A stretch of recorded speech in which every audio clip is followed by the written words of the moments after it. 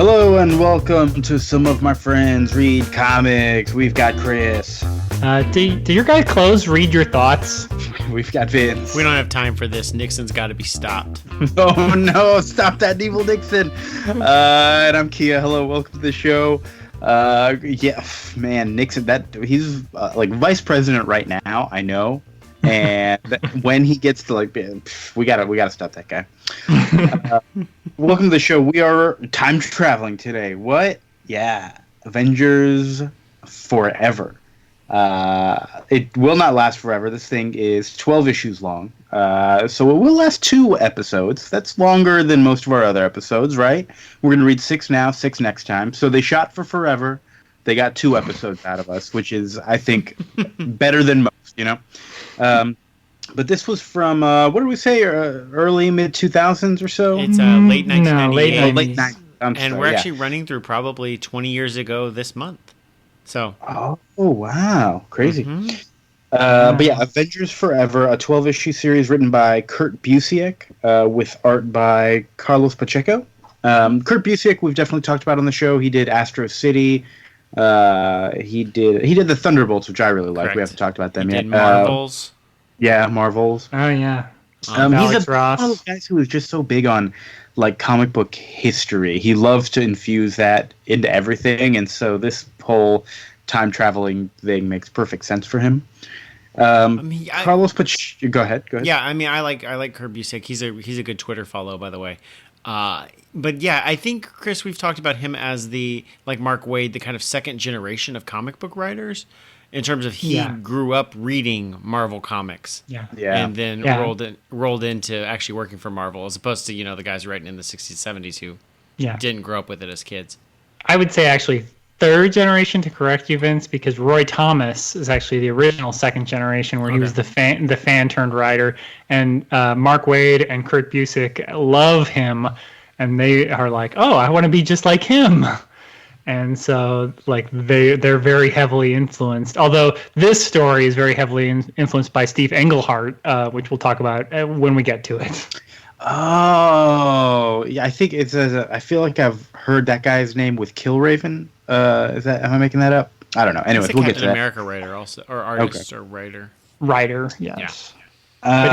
He had a very long Avengers run that was very complicated and had a lot of time travel stuff. And Kurt Busiek clearly read it in high school and was like, this is crazy. Great.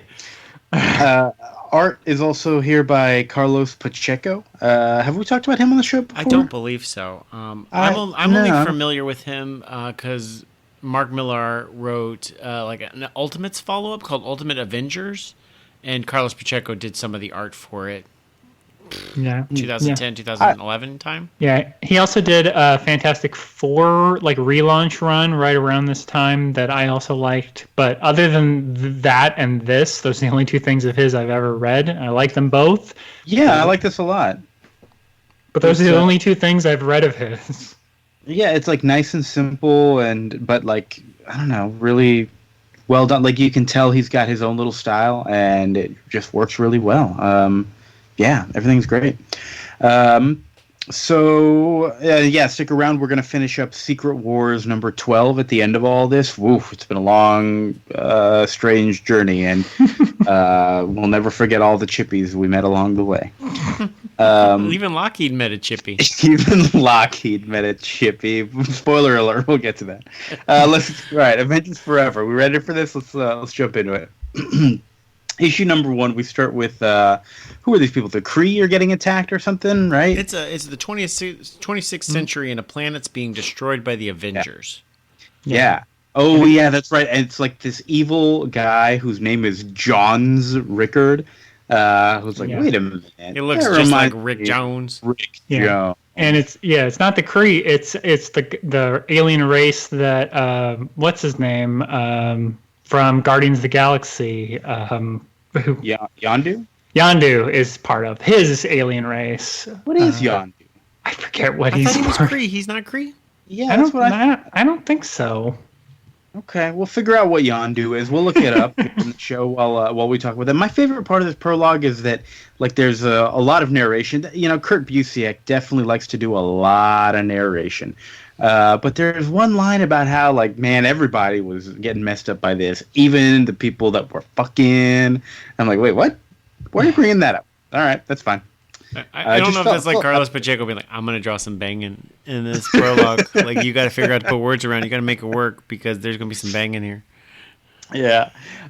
So then this Rick Jones guy from the future shows up and he's like, John's Rickard. We don't know it's Rick Jones. You're right. We have no idea. But his dad is like the king, and he's here to pay the price for all these people. And they're being attacked by like Thor troops and Captain America troops. What do they call them? Like hammer throwers, shield bearers.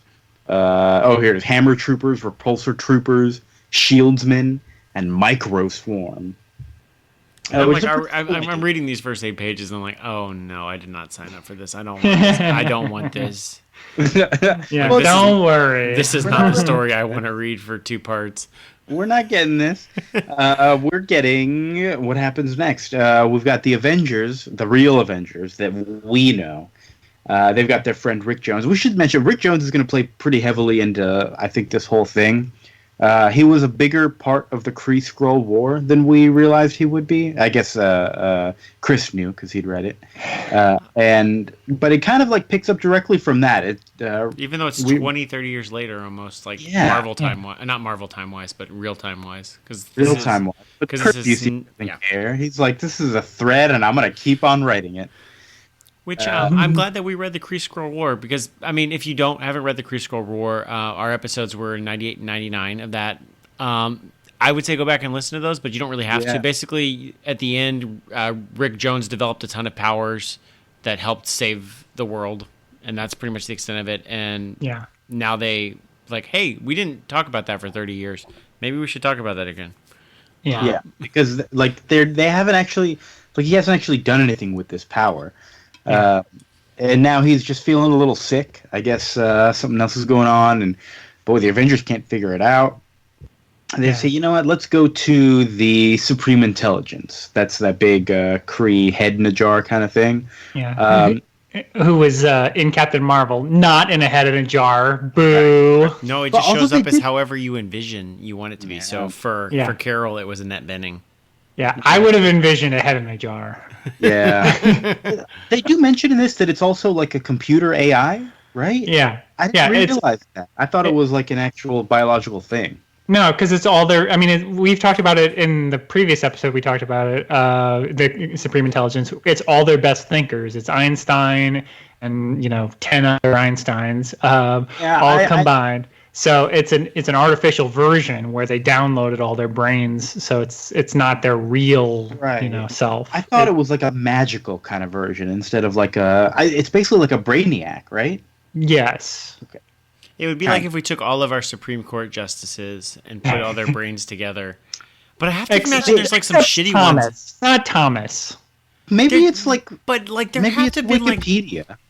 There have to have been points where like the Supreme Intelligence like added like shitty people because that was like the time in the Kree when like shitty people took over. So there have to be a few shitty people. They know. They know. Okay. they have like a very serious vetting process. It's like 100 years later, they're like, should we let this guy in? And they're like, nah. Oh, it's like the Hall of Fame. Okay. So they have to wait like till they're dead for like 5-10 years to like think about it. Oh, so it's like stamps. You got to be dead to be on a stamp, right? Yeah. Well, yeah, it's like Michael Jordan. It's like, look, he's been retired for a long time. Should we let him in? It's like, yeah, okay. Michael Jordan in. And they're like, Chris Webber, I don't know. Chris Webber never won a championship. So it's like... He's in the Fab Five, but what are we talking about? So are they like first ballot or like third ballot Supreme Intelligence members? Exactly. All right. So anyway, they take him to the moon. The Avengers had just been in a fight on the moon against the blue somebody. Side of the moon? Yeah, the blue area of the moon, where the X-Men fought. Who do they fight? The Shi'ar for the life of Jean Grey. All right. And this is where the Supreme Intelligence has been captured, and he's like hanging out up here in prison. Yeah, they've got him locked up there. And I guess the Watcher should be there in a different part of the blue area of the moon, but he's busy. He's busy watching and intervening, even though he's not supposed to. Yes, he's out of his office intervening somewhere. So they're like, "Hey, Supreme Intelligence, can you help Rick Jones?" And he's like, "Oh, I don't know, maybe."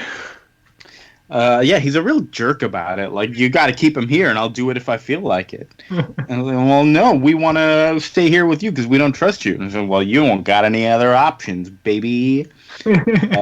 So they got to leave Rick Jones with the Supreme Intelligence. Yeah. He's like, look, this guy's in a coma. If I wanted him to die, I have like people who are asleep or in a coma control powers.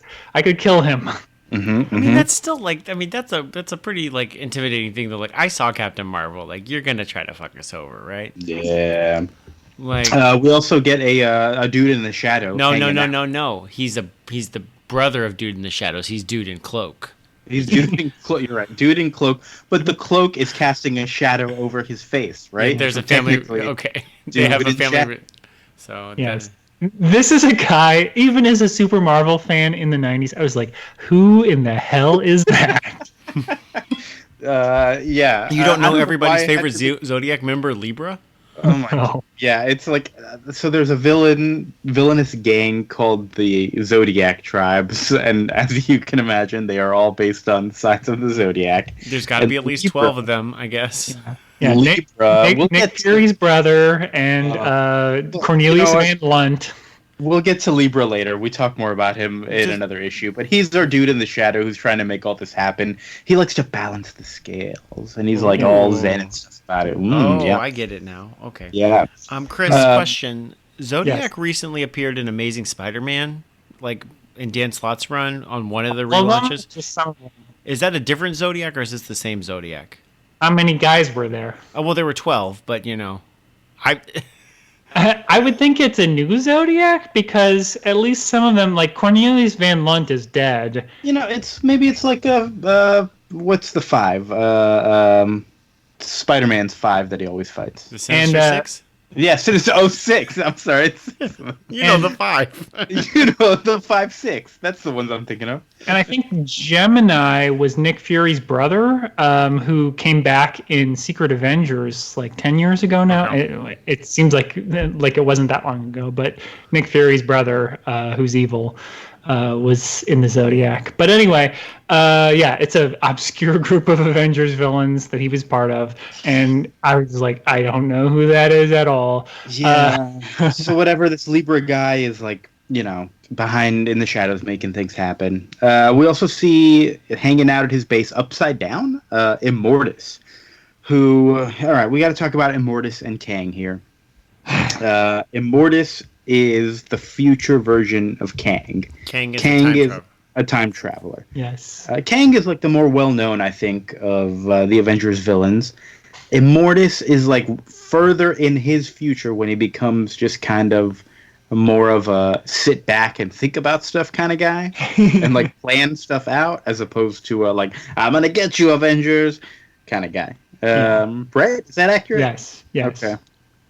And Kang and Immortus are fighting each other, even though they're the same person. Yes. Mm-hmm. Okay.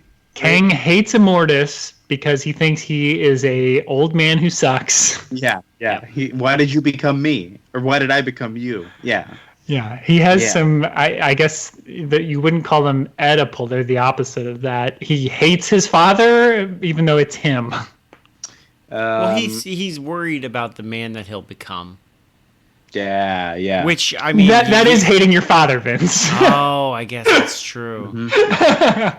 Yeah, because Young Avengers had even a younger Kang worrying about becoming Kang.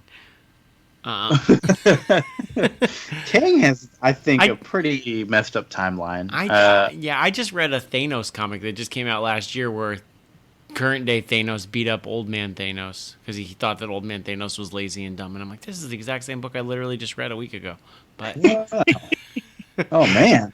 So yeah, and normally the way, and this is an interesting, we'll get into it, but normally Immortus is more of like a wild card where he's like sometimes he helps the Avengers where he's like, oh, Avengers, like I need your help on this mission because Kang is up to no good. Whereas Kang is always like the bad guy who's like, I'm trying to conquer everything and I'm evil. Whereas Immortus is always like what is he up to? Like he always has like these crazy schemes, but he never really tells you what he's doing. And then sometimes it seems like he's helping because he's like, Avengers, I need your help to stop Kang, who I also hate. And so that's kind of what, Avengers Forever is sort of recontextualizing because it's taking a lot of these and being like, was he really helping all these times when he said he was? Because wasn't really any proof that he actually was. Ah, I see. And yeah, here he is just straight up trying to like, he, I think, is labeled as the main bad guy, pretty much, Immortus, right? Yes. Okay. And Kang is trying to stop him, or just generally fight him because of reasons. Yeah. So Rick Jones wakes up thanks to the Supreme Intelligence's help, and they kind of get him to do that power thing, like, hey, we need your help. Immortus is coming. He's got an army. And they make him do the same thing he did at the Kree-Skrull War, which is like use his imagination of all his childhood heroes and bring them out to fight. Except this time, the power of time is also involved. I don't know why time is already involved, but he brings in Avengers from all different eras. And that's sort of our cliffhanger here, but we'll get right into it where we bring in from the future. We should probably start with the past. No, let's start with the present. Yeah, that makes more sense. We get Giant Man and the Wasp. From the past, we get a few different people from the past. We get Yellow Jacket, who is also Hank Pym, a.k.a. Giant Man, but during like a difficult time when he was... did we read those issues? Yes. Right before they got married. Yes. Yeah. So I'm assuming this is right before he committed some domestic assault against. No, that's way. Right this is right before they got married. This is way before that. Yeah, but like I can't tell if like Jan knows that's going to happen.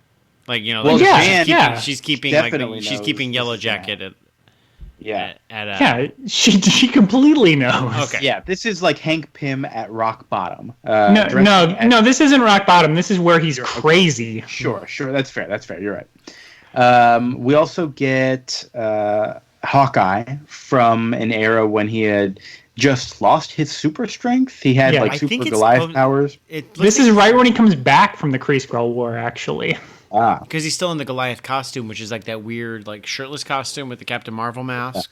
Yeah, he mentions that his formula had just run out at some point. We might not get to it in this half of the series, but I think we do. I skipped over some of the dialogue boxes. Oh yeah, there was a lot of that. but yeah, that's the era he's from. Is right after Kree-Skrull War. He was lost in space, but he came back. But he's not Goliath anymore. He's just regular old Hawkeye. He rejoins the circus. Great. We've got... rejoins the circus? Oh, yeah, he did mention that. We've also got Captain America, who is getting ready to quit. He just did some political thing where... I feel like is this post-Nixon? Or right around... Yeah, this is... They don't ever say it's Nixon, and in fact, they make sure it's not Nixon for legal reasons. But a member of the Secret Empire in the White House is unmasked and shoots himself in like 1976 or 75 story in Captain America, and it really shakes Captain America's faith in America. Yeah, so he has to step back for a while. Is he nomad at that point? I think that is the first time he becomes nomad, but I think the second time would be when he gets fired. Okay, and he wears a costume similar to the one in the Infinity War movie, where he's like not really wearing his Captain America stuff anymore. Right. Okay. Yeah, he's like his own man. So that's the past. Past, great. Now from the future, we've got Captain Marvel, who is Genis Vell, the son of the original Captain Marvel. And we also have Songbird from the Thunderbolts. Hooray! That's another Kurt Busiek creation. He created her? Well, okay, so not technically. No. Okay. Screaming Mimi was like some old random B villain, although he like plucked her out of nowhere and said, "Let's form Let's you make into her a a real character. yeah." Yeah, So like, like we- for all we did- intents and purposes, he created her. Yeah. Yeah, we did the Avengers Under Siege story. That was like the one storyline she was in that was any good. Yeah. And then after that, she was in the Thunderbolts. So, Okay. like, that's basically it. I'm not The rest of it is she sucks. Yeah. So she's a reformed villain who is in the future apparently on the Avengers. Yeah, I'm not super familiar with Songbird. Is she still like a shit starter and like wants to be a villain? No, In the she- comics at this time, like in Thunderbolts. No, like she was the one in Thunderbolts that basically, like, from the beginning was just like, I don't want to be a villain. Okay, Like, was there another character like Moonstone or? yeah, Okay, that was Yeah. Moonstone. Oh, That I was- would very often mix up their names. Moonstone and Songbird just have such easily Moon- mix-upable names. Moonstone was the blonde who, was not interested in reforming. She Okay. was always like, she tried to seduce Hawkeye. She joined Norman Osborn's like Dark Avengers Okay. as the evil Miss Marvel or Captain Marvel or Okay, whatever. Then I need to recontextualize my notes for this book because I thought that was her. Because I was like, oh, so she no. eventually does reform in the future and become an Avenger, and she's still hitting on Hawkeye. So I'm like, okay, this checks out. No, Okay. she's the one. Yeah, she's pretty consistently like written that way. Songbird is basically like she flirts with the reformed Beetle, and then like they become a couple, and she basically likes being a hero and wants to be one. And then when they get found out as villains, she's like, oh no, this sucks, and she wants to keep being a hero. Yeah, and I'm pretty sure she, like, in modern Marvel settings, she is or has recently been on Avengers teams as well. Yeah. So the future came true. And then Captain Marvel is very obviously hiding. I mean, I guess we can spoil it. He is bonded to Rick Jones in his ongoing series after this, and he doesn't want to tell Rick Jones. So he's just like, maybe this won't happen in your future, so I won't tell you. Oh, interesting. So, yeah, they're like, he's obviously hiding something. And it's just like, yeah, he's hiding that he's connected to Rick Jones. Like, it's super obvious the whole time. So the next couple of issues, it's definitely a lot of fighting. Like, they show up and it's like, oh no, there's a fight. Okay, let's fight. And a lot of kind of feeling each other out. Like, oh, there's two Hank Pyms here. Oh boy. Which, I love science fiction for letting you tell stupid stories like confronting your own self and your own demons, but like literally in person, just having you face that person. Great stuff. Yeah. There's a lot And to I like. love when Hawkeye just is like, hey, dummy, you're Hank Pym. And he's like, shut up. What were you gonna say? Man? There's a lot to like in here. I really like at the beginning of the issue too, where Songbird's talking to Gina Svell, and she's like, "Is this the start of the Destiny War?" Because she's from the future, and she's like, "This seems like this might be the Destiny War. Is this it?" And he goes, "I think it is." I don't know why I like just like the names of something in the future that hasn't happened yet. That is like, oh, this is gonna lead up to this other like future event that the characters know. I don't know why that plot device. Love it. It's great. Yeah. It's great. I also like that they hint at, but they don't actually come out and say. But in their future, like in Captain Marvel's future, him and Songbird are obviously a couple, but I don't think they've gotten together yet in her future. So like they never pair up in this story. Like Yeah, I think they do in Thunderbolts for a little while, if I Yeah. remember correctly. Yeah. but definitely like he is like sort of like, but but she never like thinks about him, or he's totally just like, I wonder if she knows that we're together yet. So next couple of issues is really a lot of that, a lot of kind of like feeling each other out, feeling out the situation.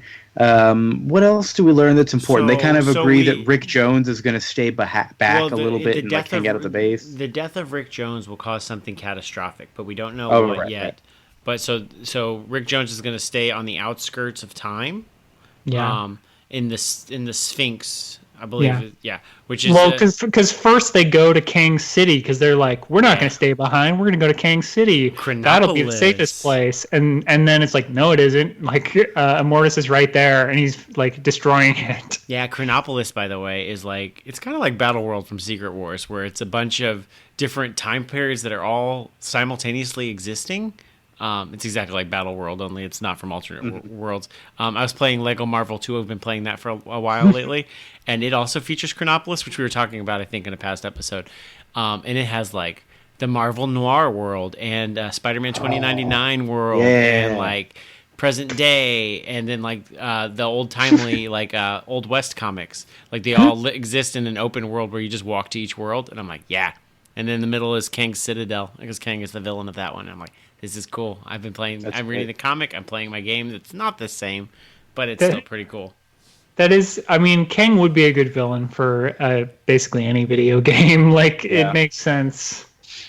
Turtles in Time. He was the villain of that. There's a movie poster in Chronopolis for some movie starring Andy Garcia, directed by a woman named Catherine, but it cuts off. So I'm assuming Catherine Bigelow directed an Andy Garcia movie. After she made Point Break, but before she made Hurt Locker. Sure. Okay. I like that, and I also like that when they're talking to Zodiac, because Libra explains a lot of this stuff through exposition, and he's like, so why are you telling us? Why are you helping us? And he goes, because I went to prison and I've reformed, and now I'm here. And Jan's like, that's bullshit. You came back as a villain like after that, named Moonraker, and he's like, I don't know what Moonraker is. That's a James Bond movie. And I love how he just like straight up like, I don't know if he like doesn't thought remember. about that for a while. I thought, okay, was there some other villain who decided he would show up with a different name, but also just like say he was another guy in case he got caught, they could pin it on him?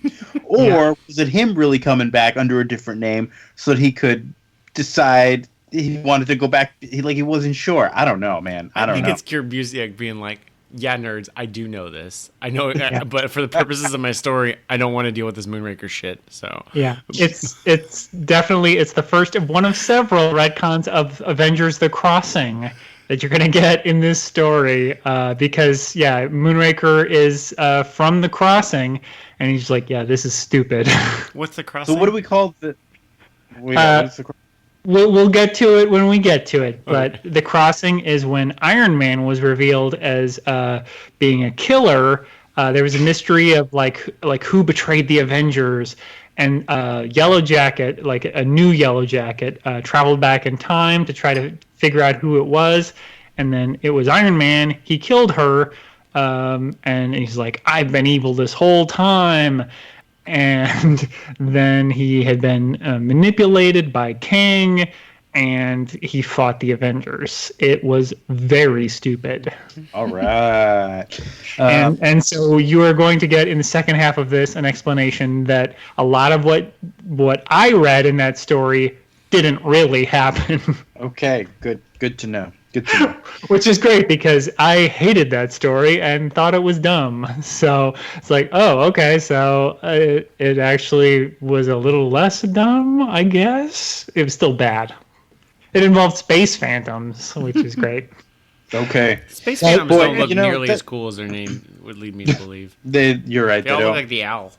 Yeah, they definitely look like they were designed by Jack Kirby. This is the problem with reading a Kurt Busiek book. There is like so much history in his books that we will go off on a million tangents, I think. It's going to be very difficult not to. Okay, so speaking of tangents, okay. Oh, Jesus. We're both Kang and Apocalypse rulers in ancient Egypt. Okay, yes. Okay, thank you, Chris. Yes, the short version is yes. Okay, got it. Nailed it. So what's going on? There's we saw a citadel under attack. That's also been in the news recently, right? Anyway, so they go to the Sphinx that Ramatut had when he fought the Fantastic Four, and then when Kang is like, "Oh, I'm actually Ramatut." And they're like, oh, we can take the fight to Immortus. We can go to these three different, chronal anomalies and find out what an Immortus is doing. 3 different levels. Is that what's going on? 3 I different video game spaced levels. out.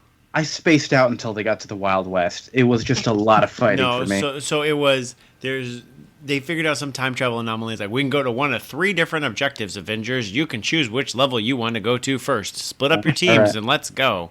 It was a video game. I'm like, I got this. Yeah. Cool. And Jan comes up with the teams. I don't know why she comes up with the teams that she does, but she does, the pairings.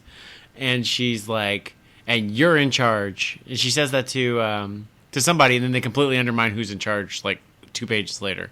Yeah. She put Hawkeye in charge for no real reason. But then Songbird takes over like immediately, so I don't know why she said.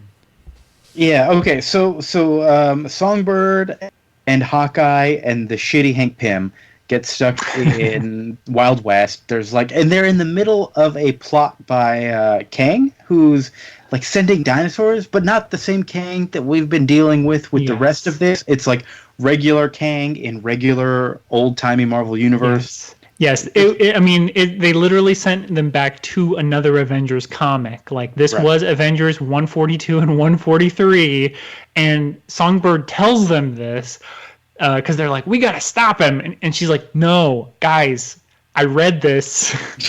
Like, you're going to screw everything up. Like Thor and Hawkeye, you guys save the day. Like, it's fine. And they're like, wait, what? I did not realize this was a real comic, Chris, until you were texting us about this. Yeah, thank you. I think this comic definitely could have done with some, like, at least like playing off of that and letting us know, because a lot of times throughout Chris Busiek stuff, I can't tell if if I've missed something or if he's referencing something that I don't know. And I could have used a little more hand-holding, I think, throughout that. Yeah. The physical issues, Marvel Unlimited unfortunately does not have them. I don't know if the trades have them. The physical issues had footnotes that was just like, this is a reference to this. And in fact, I might actually have. Let me see if I can find them. Yeah, I've noticed that a lot about Marvel, where they remove a lot of that stuff for their digital editions, and it doesn't make sense to me because that's how we have the most access to be able to read all that. Yeah, I could legitimately go back and scroll back to Avengers 142 and 143. Right. Instead of removing them, why don't you turn them into hyperlinks that'll let you pop out that comic and read it later? Yeah, it's like you could literally sell it to me right now. I mean, you won't sell it to me because it's included in the service I have. But if you wanted to sell it to someone who for some reason is just buying this issue individually. Yeah, maybe I just want to buy a poster of the cover, huh? You ever think about that, man? Come on, Marvel. But I think that is cool that it referenced like another issue. I think they could have done more with it. But for the most part, I didn't realize it wasn't another story. I just was like, okay, we're in the old timey West. Yeah. And mostly I'm just making fun of the fact that there are. Yeah, everybody so has the kid name. Or it has a whole collection of the references, and it has a whole bunch of them. So I mean, it explains like all these footnotes. Jeez. And it's pretty crazy. Like, some of these I knew, a bunch of them I didn't. Like, we'll get to it. That other Avengers team, it has their first appearance. Killraven, just a whole bunch of stuff where I was just like, wow, I do not know some of these. Yeah. The other thing that I was kind of thinking about as we got to this point in the story is that I was missing a little bit of the personal, like I think everyone had their own personal stuff that they're dealing with, but I never got like oh no, we're stuck in time, we can't get home, like how long are we going to be here, like that kind of thing, which I feel like I just needed a little bit of contextualization for that. That's probably not the best word for that. Like, everyone shows up in their costume, like, I'm here to be a superhero, but I kind of lost something. Yeah, I mean, it'd be nice if there was one character who did that. I mean, like, I don't know who it would be, like, it wouldn't make sense for, like, Jan or most of the characters, or like Hawkeye to. Well, I thought we were going to get a little bit of this when who is it? We've got Giant Man and Captain America. They're on a team together, and they run into Black Panther. They're like in the future, and they meet Black Panther as an old man, and he's like created his own little team of Avengers. And I was like, oh, okay, that's interesting. But we didn't get a whole lot of feeling like that person has been living. It's just Black Panther, but his beard is gray. You know? Yeah, I thought that was based. I thought that was the weakest segment of the three. Yeah, I don't think there's really that much for like Captain America. Like his arc is pretty unimaginative at this point. It's like Captain America is jaded, but he'll not be jaded at some point. Well, yeah, nobody really has an arc yet. So far, it's a lot of like every time a character comes up, re-mention what their deal is, and that's I think Kurt Busiek does a great job of writing standalone comics for that reason. Yeah. Every issue of this miniseries that ostensibly is going to be collected starts its first page with like, okay, here's everybody in play, which is like, this is really good because I was reading these like one a day, and I'm like, okay, thank you, Kurt. Like, thank you for retelling me like anything I happened to miss in the previous issue. I was trying to read them. I was trying to read them all like a few hours before this, and so that was not a very good plan. But sometimes it's really helpful because like he retells you like these are the important things. If you happen to miss stuff, because this is a dense comic, this is the stuff you need to remember. Yeah. And that, and like that's how I first read that. This comic was like over a period of a year. So it's just like you're gonna miss stuff. You're gonna be like, what the hell happened? Like I forgot that happened like 4 months ago. Right. Yeah. So yeah, it is really helpful. And reading it all back to back, it's like I don't need all of this. Yeah. I just read it, but it's like that's the format. So full disclosure, that's definitely gonna color my opinion of this book on the whole here, because I read them all back to back. Yeah, but I do think it's really strong stuff. Like I said, I just called it the weakest, but I do think it's a strong story. Like Black Panther. Sure. Black Panther's like, we have to kill these Martians. Like they wiped out all of Earth, and then they can't because it's like no, like we have to choose like life. We have to keep everything alive, and then he's like, damn it, like we fine. And then so they do, like they let Jocasta has her kid. There's these like weird insect people that live in the vibranium mine, which is also crazy now that there's like movies that have taken place in the vibranium mine of Wakanda, so like everyone knows what we're talking about. Yeah. Mm-hmm. But it's nice to know that other people in the world will just like not scoff at the word vibranium anymore. Yeah, those just like you just say, oh, the vibranium mines in Wakanda. Oh, of course, we know what you're talking about. But Black Panther's like, isn't it a coincidence that the thing we needed for our spaceships is also the thing that these people needed to stay alive? That's a pretty big coincidence, isn't it? We were going to go to space, but then there was this big coincidence that kept us. Huh. That really makes you think. And Captain America is like, yeah, that's a real big screw you, isn't it? That sucks. So what is our other storyline that we didn't cover? What level do you want to pick? Do you want to pick Cowboy Times or do you want to pick the 1950s? Let's pick the past again, a different past. 1950s, we've got Jan and Janice, Captain Marvel. Janice. And they've gone back to 1959, and they see Vice President Nixon, Vice President for Dwight D. Eisenhower, and he's a Skrull. What? And they know this because Captain Marvel, Genesis, has cosmic awareness, right? That's like the Silver Surfer power of being able to see everything. Yes. Oh. Yeah. And so he knows, like, that guy's not a human. That guy's a damn Skrull. We got to stop him. I do. And one of my favorite parts of that is because, like I love how Jan has written this whole series. Like, this is some of my favorite Wasp. Like, I think really I've read. Yeah. Because like she's like a good leader and she's like really smart and like and competent, but at the same time she's just like, I'm so excited to like wear this like retro outfit. Like she's still the Wasp. Like I thought that was really fun that she's just like, this is like a fun opportunity to like go back to the 50s and to like be like a Lois Lane type. Yeah, she's having fun. Like, but she's like, this is an opportunity for me to, like, be like an intrepid reporter And then she's like, oh yeah, but we're gonna solve this mystery too. But yeah, then the 3D man is like, those they were talking about Nixon going to China. That's never gonna happen. No, well, they misinterpreted also. They're like, Nixon's going to China. The Chinese are gonna kidnap Nixon, and these two people are gonna help him.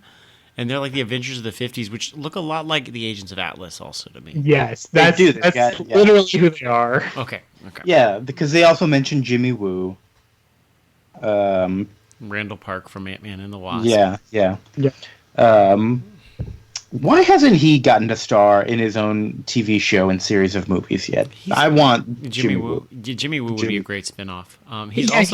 He should at least be an Agents of S.H.I.E.L.D. or something. Come on. Yeah. No, he's already on an ABC show.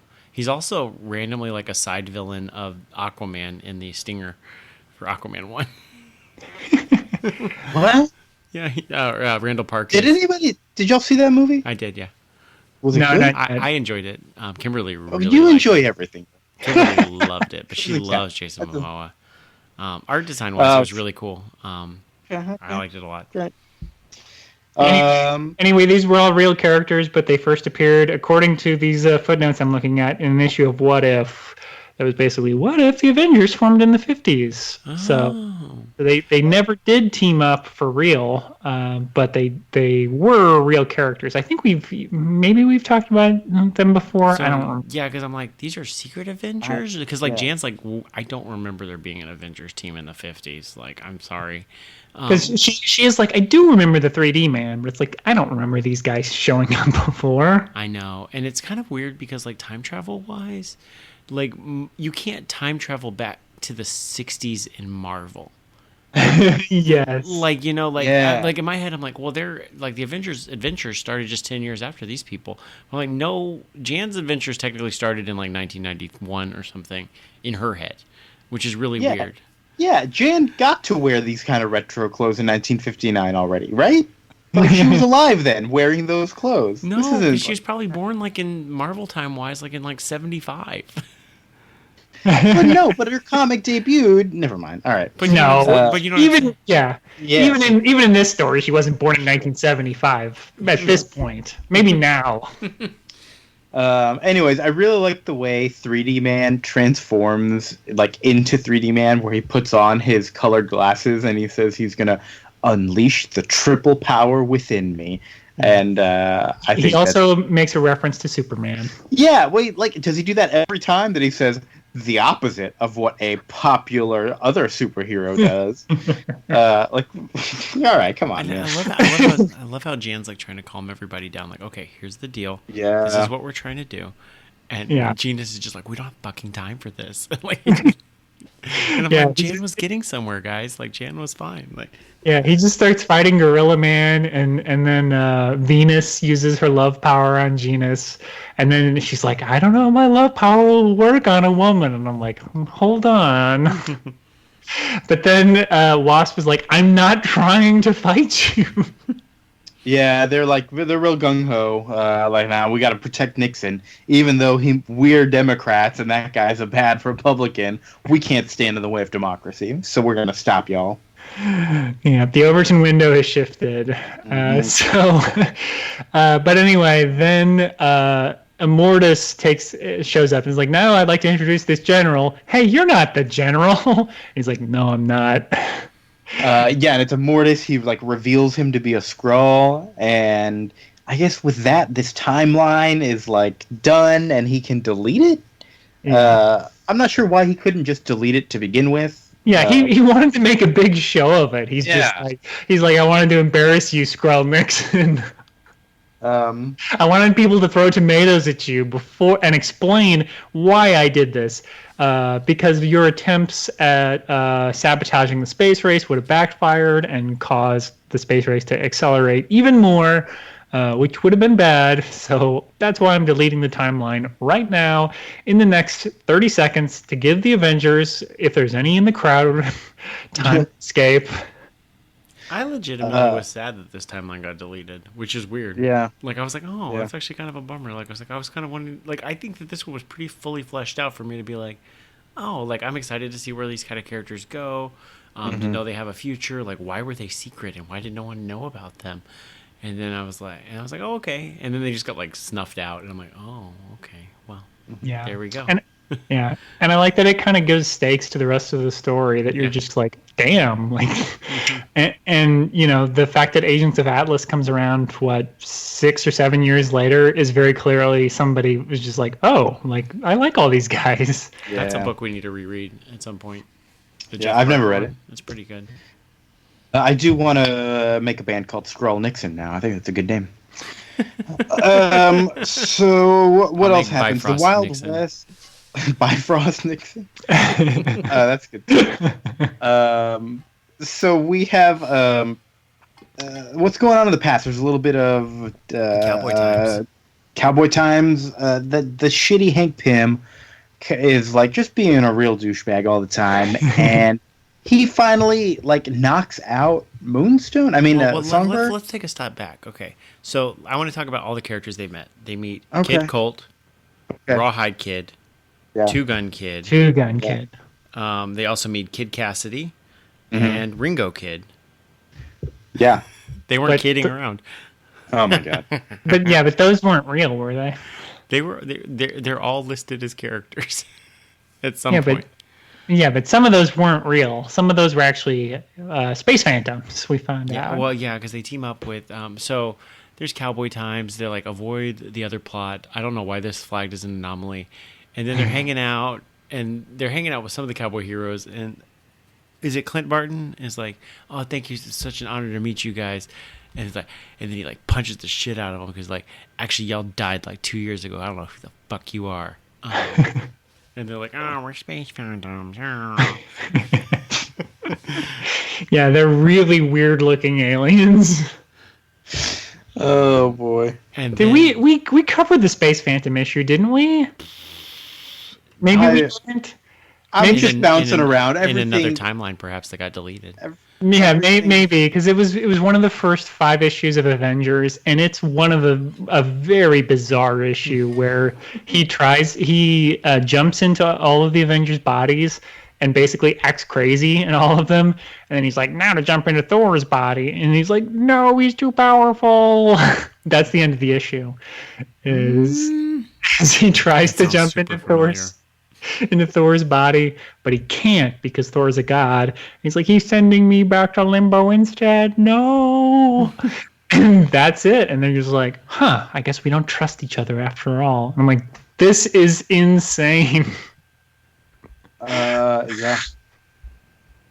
So where are we in this story here? So yeah, they find out they're space and they're like, wait a minute, I thought there was only one space phantom. Then they leave Songbird to like guard them, and 10 minutes later she comes out and they're like, let's go to town, blah blah blah. We'll go investigate Kang's fortress. And she's like, I know just where to go. Like there's a secret compartment over here. And they're like, how do you know that? And she's like, it was in the files. And they're like, how is the file that specific? And then Hank Pym, in a character moment I really liked, starts flirting with her, and she starts flirting back, and he's like, interesting. Well, because the whole thing, like he's been a super like mansplainer extraordinaire. He thinks he's hot shit, and I'm like, fuck this guy. And even Songbird's like, you're a loser. And then suddenly she's flirting back with him, and I'm like, oh, is this really how this like romantic arc is gonna go? Like, has he won her over? Like, is that really this bullshit? And I'm like, fuck this 90s ass bullshit male female relations, goddamn shit. And then I'm like, okay, cool, we're fine.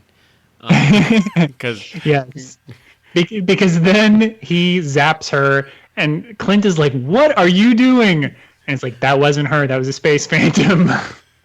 I knew because she was accepting my unwanted sexual advances. Clearly he's self-aware enough to know that they are unwanted and that they were never going to work. What? Like, does that make him more of an asshole?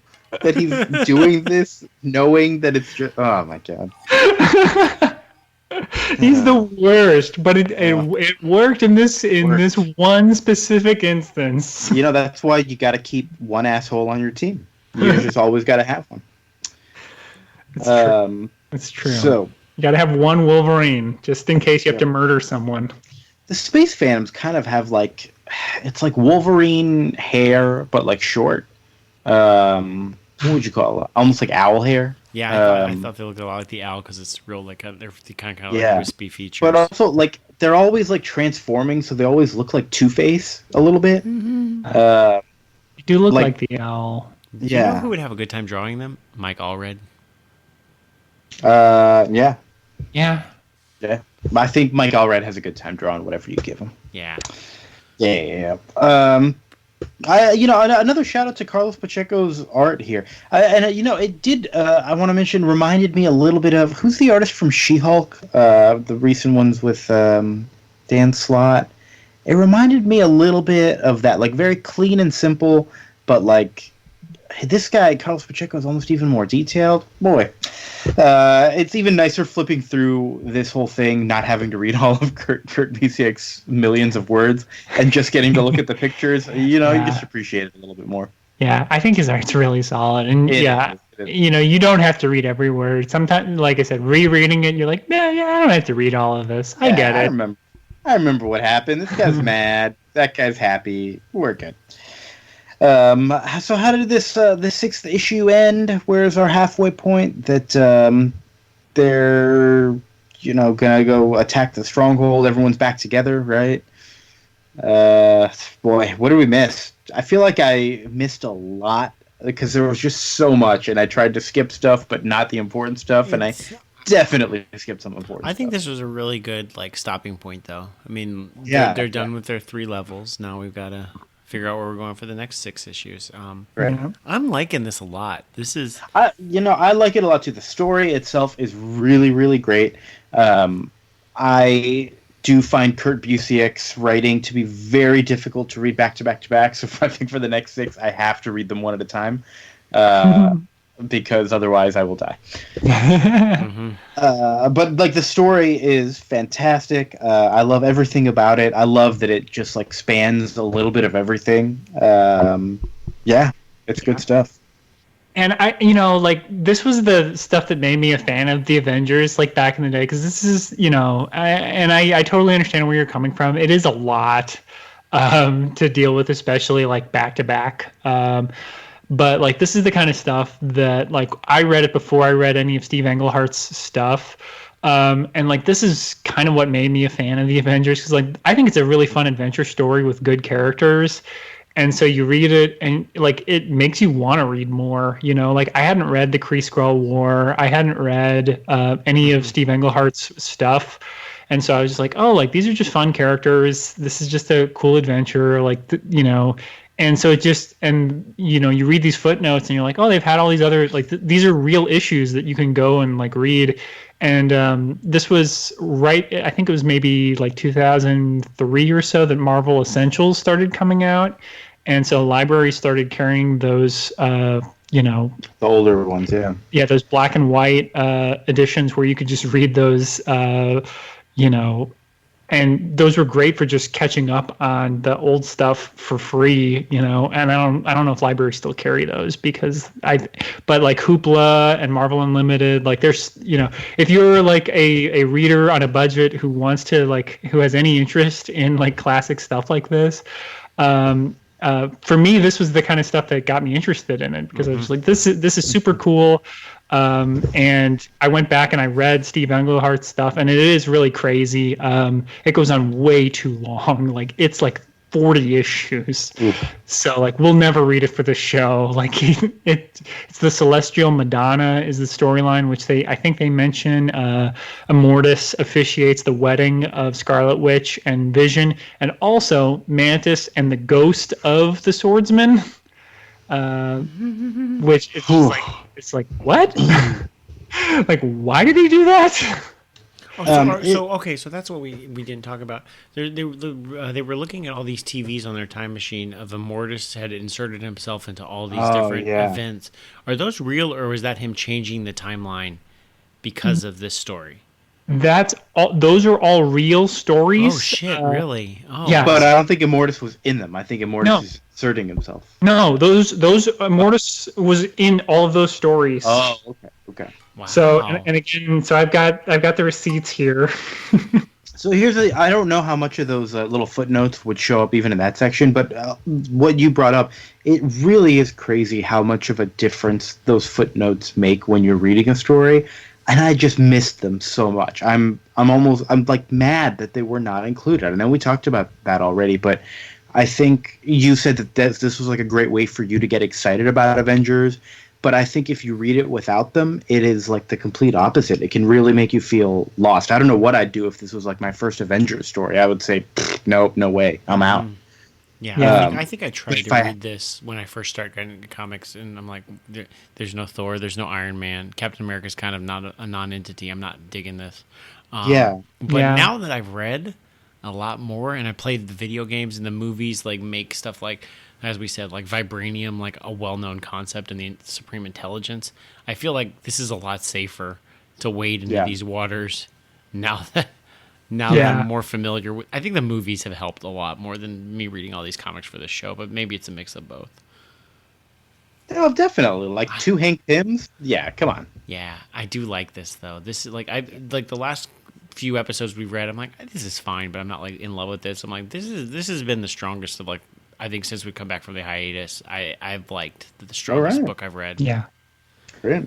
Yeah, I mean, but yeah, this is really, I mean, this is pretty cool. So it's just like Immortus officiated the double wedding of Vision and Scarlet Witch in Giant Size Avengers #4. The adult Vance Astra met his younger self in Marvel 2-in-1 #69. Wakanda and the Great Vibranium Mound first appeared in Fantastic Four 52. This is one I didn't know. Morning Prey and her children first appeared in Amazing Adventures #39, though in this timeline, her children resemble the Vibranium mutated Jakara from Black Panther Volume 1, number 7 through 10. Like, that's a deep cut. Yeah, that's that Kurt Busiek for you. Deep cuts all around. Like, so, like, it's a reference to Amazing Adventures is a Killraven issue, and then it's like, but I'm also referencing an issue of Black Panther that most people probably wouldn't, because I think that's Jack Kirby Black Panther. Really most people would not know that I haven't read, because I've read the Black Panther run prior to that, but not that one. So it's just like, no, I don't know what he's talking about there. So yeah, it's pretty cool, and yeah, so some of that stuff, he mentions Immortus, and we'll get to it later. I think it's issue 7 or 8. We're gonna have an entire issue that's basically the Immortus timeline show, where it kind of. We'll see how you guys like it. It kind of slows things down, and it's basically just retconning Immortus appearances. And I think it's going to be kind of a pain. I think you should look at the Wikia. I might even try and track down some physical issues just to like see those little footnotes. I think that's going to highly change my perception of the next one. Yeah, I think that might help. But yeah, the Wikia also, I think, has the footnotes to what issues they're talking about, because those do, I think, have the references. But yeah, that's one of those where it's just like Marvel Unlimited sometimes is not super helpful about those things. But anyway. Good stuff though. We're going to finish it next time, so I'm sure we'll have more to say then. But is there anything else we want to bring up about it now? Or shall we move on to Secret Wars 12 and finish off the Secret Wars? Oh my gosh, it's the end of the wars. It's time for all of our dreams to come true. So all the heroes are dead. Yeah, all the heroes are dead. How are they going to wrap this one up? It is a bigger issue. It's like 43. Let's just get to it. We've got Doctor Doom with Claw. Claw makes a really good like court gesture, hanging out in there in the background. And is this Claw really the Beyonder, like in Claw's body, right? Yes. Okay, great. Because Doctor Doom like thought he killed the Beyonder and took his power, and he's holding on to all of it. But now he's just like, the Avengers are all dead. Everyone's dead. I win. This is great. We've got a bunch of villains lounging around in this apartment in the suburb of Denver that's now floating through space back to Earth to just be like, what? They're just gonna like place it back down in the crater that it left and act like nothing happened? Is that the plan? Yeah, okay. and they're super mad about it. Yeah, they're super mad.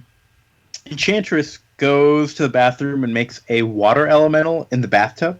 I just want to say, this is a sentence I wrote down here. Enchantress makes a water elemental in the bathtub of an apartment in the suburb of Denver that's flying through space. That's a great sentence, I think.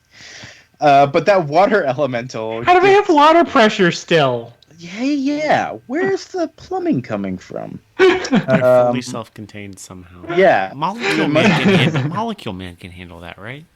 I guess. Molecule Man is, but all these people who have been stuck on Battle World in Denver, what are they doing? They don't have Molecule Man wasn't dealing. Whatever. I'm more questioning flushing toilets. I'm more questioning the other half, back on Earth. This suburb is just gone. And it just, can you imagine if it just showed up 12 months later? It just flew back into place. Just, 12 months. These people a year without this suburb. Oh my god! All right, this is insane. We need to write that story. Kurt Busiek, we need you to fill in that little gap right there. So the water elemental though is very nice. Gives us a whole recap of everything. And Enchantress also said, "Okay, so what's going on there now? Can't you connect to them? There's water over there. Freaking do it." And just generally learns that there's trouble going on everywhere. And finds out, of course, that Beyonder is still alive, which, of course, we all knew. Mm-hmm. But she's like, oh, no, I have to get there. And she's like, I can't do that. And so she's like, Volcana, get over here. I need to kill you. That's right. She, because they had made a pact, she gave a Volcana something and says, you have to give me whatever I want. I want your life. I'm going to use that energy to go back to Asgard. But before that, Lizard's flipping out in the living room, just having a little tantrum. I like that tantrum. I think it's well drawn. I think Lizard is my favorite character. Yeah. But then also later, when Enchantress is about to kill Volcana, Liz, all the villains intervene. What? You can't do that. And then Enchantress tries to disappear back to Battleworld, right as Lizard is attacking her, and so they both teleport back. And Lizard claws at her face, and now she's deformed. I was like, where's this gonna go? But that's the last we see of her, I think, for the whole series, right? We don't really see her after that. So this may be a good time to pause. Sure. So Secret Wars, the way it was laid out is the books in normal Marvel comics stopped. They just had issues, whatever. And then the next month it was okay, well, Secret Wars is over. But it was only either at the beginning of Secret Wars or in the middle of it. So that's why I'm wondering if Enchantress just showed up with a fucked up face in the next issue. And they're if you want to know why she has a fucked up face, read the rest of Secret Wars. Yeah, probably. Because they're why is She-Hulk suddenly on the Fantastic Four team? It's well, you should go read Secret Wars. It's not done yet, but that's what's going to happen. Weird. Because that's what Spider-Man had the normal suit and then had the black suit the next issue, and they're why? It's read all the Secret Wars. Secret Wars. Yep. Which is pretty cool. I'm wondering if that's what happened with Enchantress. Maybe. I just thought we were going to get more of a wrap-up to her story, but nope. What else happens? Claw and Doctor Doom are talking. Doctor Doom is well, what should I do now? Well, he's don't let me fucking fall asleep. Because then I'll dream, and then who the fuck knows what's going to happen with my powers. Yeah, all this power in here, I can do anything. And Which Claw... I think happens in the cartoon of Spider-Man, when they had their Secret Wars thing, if I'm not mistaken. Ooh. But Claw is putting all these ideas in his head. He's incepting, yeah. Yeah, the heroes, are they really dead? This could have happened, and this could have happened, and they could have come back to life with all those machines that are there. And maybe you didn't even really want to kill them, because if you did, wouldn't you have just blown up their atoms because you have that power now, right? Instead, Colossus, well, maybe you gave enough of a delay that Colossus turned to his metal form so he didn't fully die, and then his, Chippy went and saved him. But she used all of her life force to die, but then Colossus came back, and then Colossus resurrected Professor X, and then Professor X resurrected Mr. Fantastic, and then Mr. Fantastic resurrected everybody. But I don't know. I'm just coming up with random ideas. That probably never happened, right? Which also gave him opportunity to just make it in gray art and not color it in like this whole fucking arc has managed to do. It's like, let's just not color in everything. It's like, okay, this is our time because it's a dream sequence. We don't have to color it.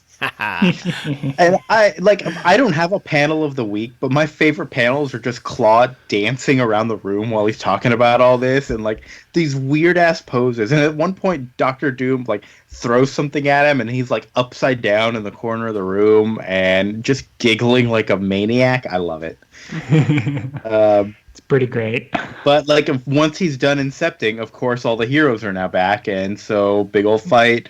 Yeah. Thor's hammer comes crashing in. Yeah, I love that moment because he's like, well, that'll never happen. And then 30 seconds later, Thor's hammer just smashes through. We also see that Claw is able to make all these sound constructs, but because it's really the Beyonder, he's able to make more actual powerful things like big monsters and stuff. And big fight, nice splash pages, nice monsters too.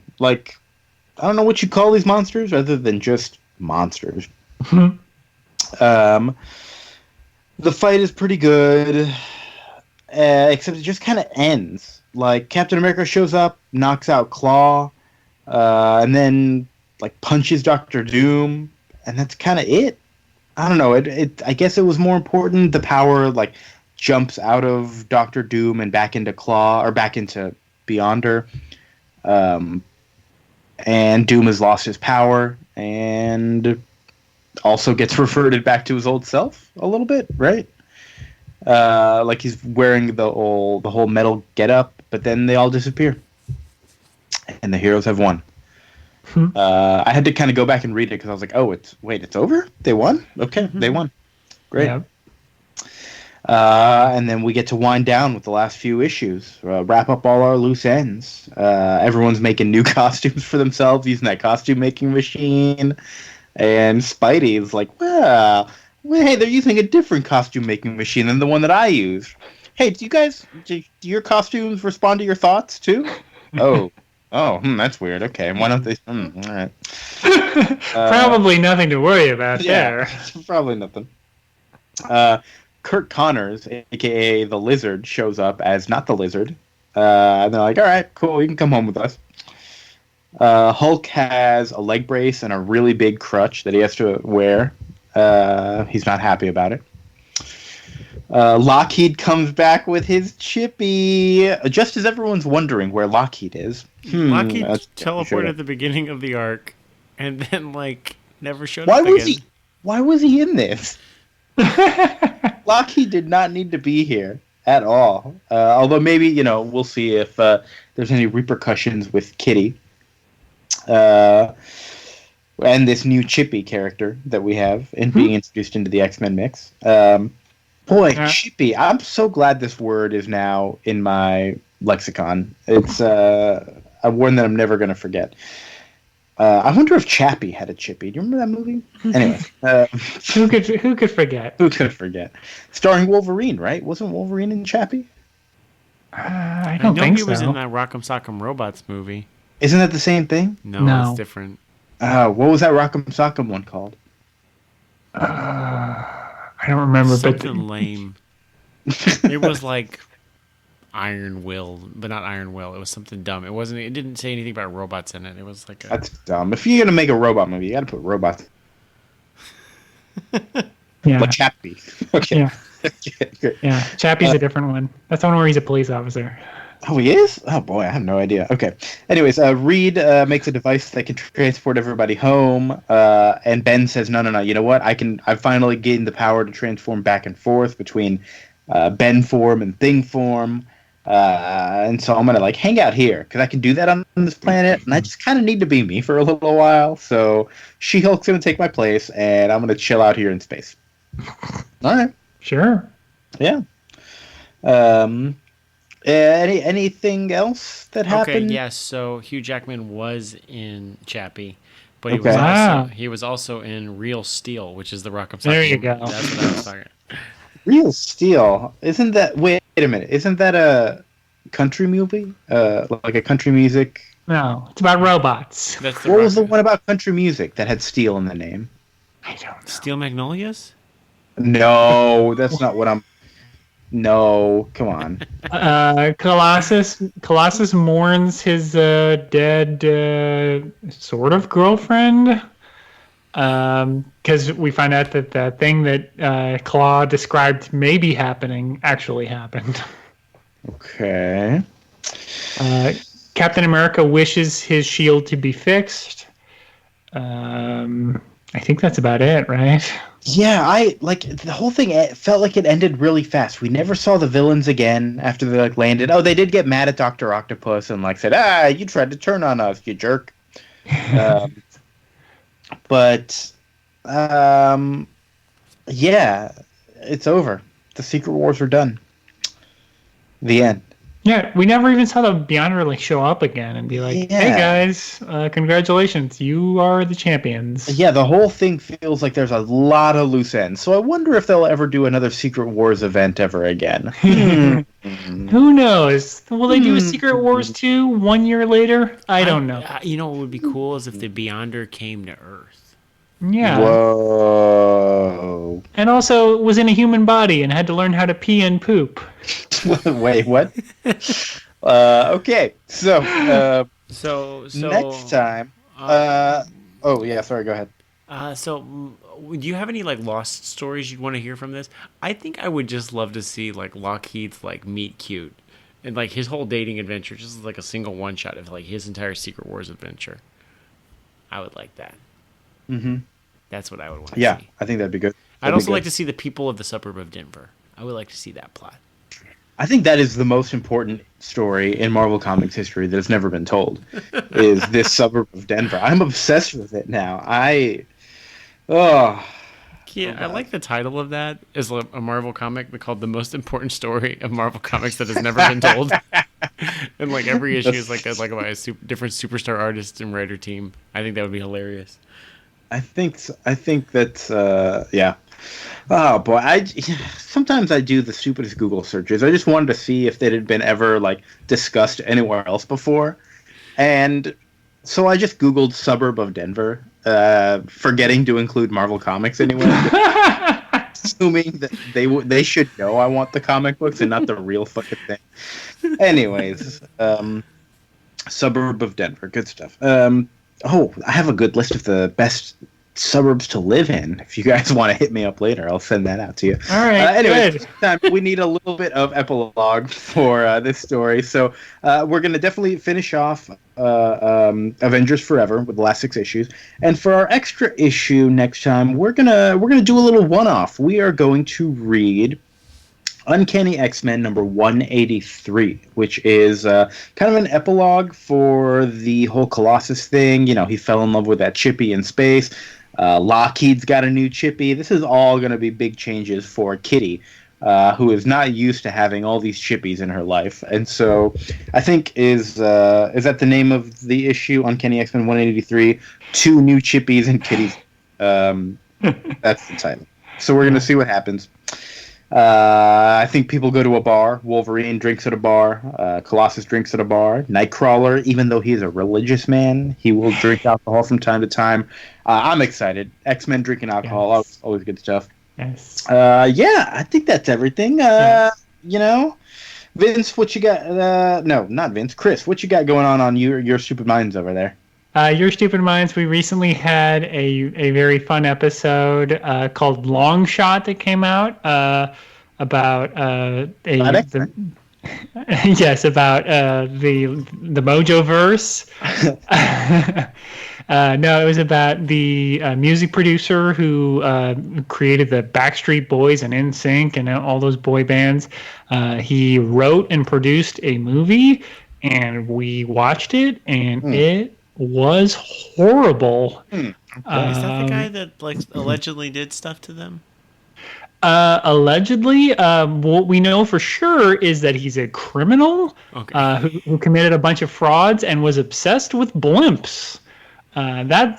There's no dispute about that. We don't know about the sex stuff. Isn't there a documentary coming out about him for that? Yes, Lance Bass just made a documentary called The Boy Band Con, I believe. Ooh. Oh, that's crazy. So yes, our episode is Long Shot, and Lance Bass's documentary is The Boy Band Con. Great. I will watch and listen to both of those. Vince, anything going on with you? How are Bruce and Diana? They're doing great.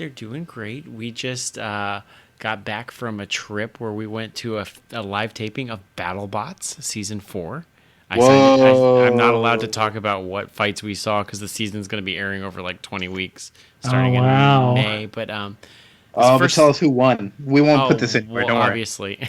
No, it was a blast to see like live TV being filmed. I'd never kind of seen how the whole operation goes, and so it was fun. And then I accidentally stumbled on the beach into an Old Spice commercial. I'm not in it, but I saw it being filmed. So. So check out Old Spice commercials. You might see me walking around in the background. What's going on in the commercial?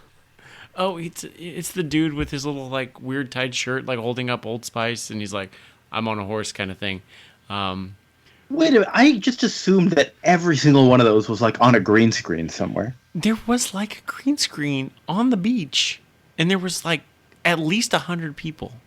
Why do you need to be on the beach? If you got a green screen. I don't know, but this is what I saw. This is why we're not making the big bucks doing Old Spice commercials. We don't know. Well, I hope we find out soon. I can't wait to see it. Can't wait to see those BattleBots. I can't wait for you all to join us next episode with more Avengers Forever, some X-Men. It's going to be a good time. Thanks for joining us. I love you, and I will see you later. Bye.